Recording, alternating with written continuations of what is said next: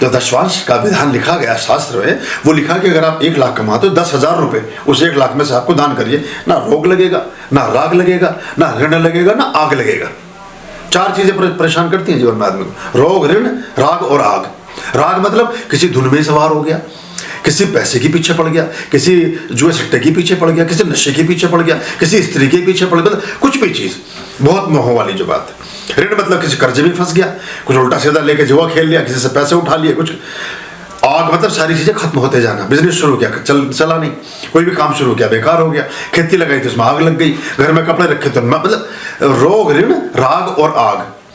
जो धन है उसकी 2 ही गतियां हैं, रोग या भोग, और भोग में सात्विकता का भोग, उसमें 10% अगर आपने जो भी व्यक्ति निकालता है, और आप देखिएगा फिर 10% ही बढ़ाने के लिए विष्णु जी क्या कहते हैं, वो कहते हैं श्रीमद् भगवद गीता के सांख्य है कि मैं पुरुषों का मन हूं, मैं पुरुषों की चेतना हूं। तो वो मन भी विष्णु है।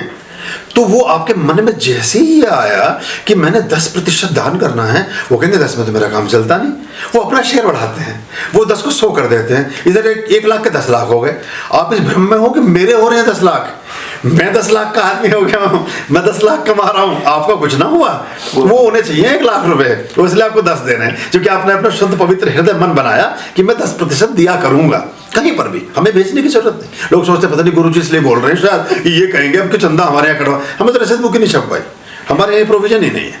कहीं पर करो पर, अब कुछ भी करने की जरूरत नहीं, दाना खरीद के पक्षियों को डाल दो, हमारे कुत्तों को बेचारों को रोटी और ब्रेड खिला दो, कहीं किसी कोई धर्मशाला, कोई गुरुद्वारा, कोई मंदिर, कुछ तो आपको भाता होगा। कोई तो गरीब गुरबा आपको कभी प्रभावित करता होगा कि वास्तव में ये आदमी दीनहीन है यार, वास्तव में गरीब है। ऐसे हर गांव गली में परमात्मा ने रख छोड़े हैं लोग, उसने ऐसा हर जगह छोड़ दिए हैं, इसलिए छोड़े हैं गरीब गुरबा, इसलिए बीमार छोड़े हैं, इसलिए पशु पक्षी और जानवर छोड़े हैं कि आपको चैरिटी का अवसर दे रहे हैं, वो कि तेरे गांव गली में ही दे रहा हूं तुझे। लेकिन आदमी पता नहीं कहां भटकता फिर रहा है, ना किसी तीर्थ यात्रा से कुछ होगा, ना किसी देव दर्शन से कुछ होगा, ना किसी गुरु कृपा से कुछ होगा, जब तक आपके अंदर ये हृदय में परिवर्तन नहीं होगा। और आप अगर परिवर्तित हृदय के साथ उपस्थित होते हैं तो गुरु की कृपा साक्षात पड़ती है, फिर एक चुटकी में काम होना शुरू हो जाता है। तुम तो साक्ष्य हो, इधर तुम आए तो तुम तो दीक्षा भी ले ली थी तब तक, और शाम को घर पहुंचे और तुम्हारी दुनिया बदल गई। पहले दिन तो पहले ही मीटिंग, पहली मीटिंग में बस तुम्हें मैंने ये जरूर देख करके कहा कि ये हृदय इसका स्वच्छ है, ये अच्छा बच्चा है। और मैं किसी को इनवाइट नहीं करता कभी, मैंने कहा कि तुम आना, इसलिए कहा था कि ठीक है इसका भाव तो ये, और इसी भाव को बनाए रखना। अकेले इसलिए कहा था कि जो कुछ और लोग होंगे शायद वो पता नहीं किस ऊर्जा के साथ होंगे, तो मैंने इसलिए कहा कि आप अकेले आना। तीन थे हम जी। हाँ, अच्छा। आपने बोला कि अकेले ही आना, हाँ। जब भी आओ एक बार मेरे से अकेले में मिलना। हाँ, तो वो ये है कि तुम एक सिंगल प्रोग्राम से चल रहे हो, तुम्हारे पास दूसरे प्रोग्राम नहीं है। दिमाग जो खोपड़ी की खंजरी है बज नहीं रही है, वो उसमें 10 तरह के नहीं लग रहे हैं, और यही बस यही पहुंचता, एक साधे सब सदे, सब साधे सब जाए। तो ये एक बड़ी बात है।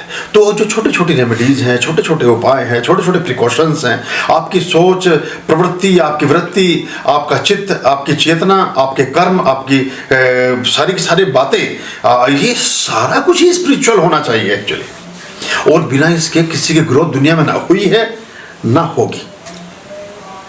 इंदिरा गांधी हर बार जब ये खुलता था अपनी 4 धाम यात्रा, सबसे पहले नेपाल में पशुपतिनाथ के और केदारनाथ के लिए दान दक्षिणा भेजती, दर्शन करती थी। वहाँ तो उतरने वाला रुद्राक्ष सबसे पहले उनको पहुँचता था। इधर शंकराचार्य तो उनका बड़ा सम्मान करती थी, उसने अपना ग्रोथ किया, उसने सब कुछ किया।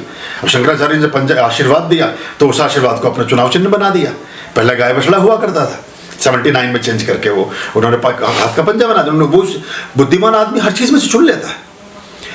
मैंने अगर तुम्हें कहा कि तुम बहुत आलसी हो तो समझ लो तुम्हारे जीवन का सूत्र ही दे दिया है बस तुम्हें, तो बस इसको ही त्यागना, इसी से राजा बन जाओगे। अगर वैसे ही बोल दिया मजा, तो गुरुजन ऐसे इशारों में बात करते हैं। उन्होंने कहा मैं मिलूंगा नहीं, थोड़े नाराज थे शंकराचार्य। उन्होंने कहा इसने पारसी से शादी की है, तो वो कुएं के पास वहाँ खड़े थे, कुएं के परली पार से बस ऐसे करके यूँ करा। उन्होंने कहा जी आशीर्वाद तो दे दो, प्रधानमंत्री रह चुकी है, आपका आशीर्वाद के लिए आई है, पता नहीं क्या सोचेगी, इतनी दूर से आई है, तो आप कम से कम प्रणाम कर रही है, प्रणाम का जवाब तो दे दो। तो बस ऐसे हाथ हिला के इधर को चले गए।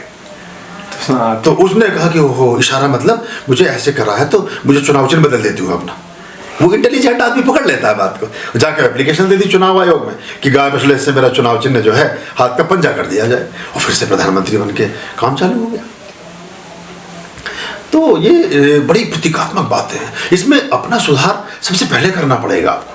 और जैसे मैंने एक जर्नी का उदाहरण दिया आपको हवाई जहाज की और उसकी, वैसे हमें समझना पड़ेगा चीज को कि इतनी कृत्रिम चीजों में इतनी बातों का ख्याल कर रहे हैं, बहुत तैयारी से चलेंगे, हर चीज का ध्यान रखेंगे, हर अनुशासन का पालन करेंगे, सब कुछ करेंगे। और जो परमात्मा की जर्नी है उसमें तो कितने नियम होंगे, कितने विधान होंगे। उसमें हम मतलब बहुत सारे लोग वो सोचते हैं हम एक दिन का अनुष्ठान में बैठे और जाकर के फिर और दुगनी गति से कभी कभी उल्टा काम शुरू कर देते हैं। वो सोचते हैं हमारे पास एक प्रोटेक्शन कवच आ गया, गलत सोचते हैं। प्रोटेक्शन कवच को आप और छीन कर रहे हो। जो तुम्हें एक सत्य की ताकत मिली भी, अब तुम अपने उससे उसको खराब कर रहे हो। इसको मैं और दूसरे अर्थों में ये बोलता हूं कि शायद भाग्य अभी उदित नहीं हुआ या आपका समय नहीं आया, क्योंकि विचार भी तो एक परमात्मा की देन है। वो कहते हैं ना विनाश काले विपरीत, तभी विचार भी उसी हिसाब से बनेगा, पर इसको निरंतर अभ्यास से साधा जा सकता है। ये भी एक बात बताता हूँ आपको, ये ऐसा भी नहीं कि आपके कंट्रोल से परे हो। कर्मण्यवादी का रस्ते मा फलेषु कदाचन, वो कहते हैं कि कर्म आपके हाथ में दे दिया मैंने, इसे करके इंद्र बन सकते हो आप देह से देवता तक जा सकते हो, आप साधारण मनुष्य से आप ईश्वर तुल्य हो सकते हो, ये आपके हाथ में। भाई ये परीक्षा है सारी कि सब प्रलोभन से दूर होकर, सभी तरह की चेष्टा, सब तरह के प्रभावों से बचते हुए भी आप अपनी मंजिल की तरफ जा रहे हैं। यही इम्तिहान है, इसमें जो पास हो गया वो राजा है। आर्याम अभयाम भज रे चित संततम आर्याम अभयाम भज रे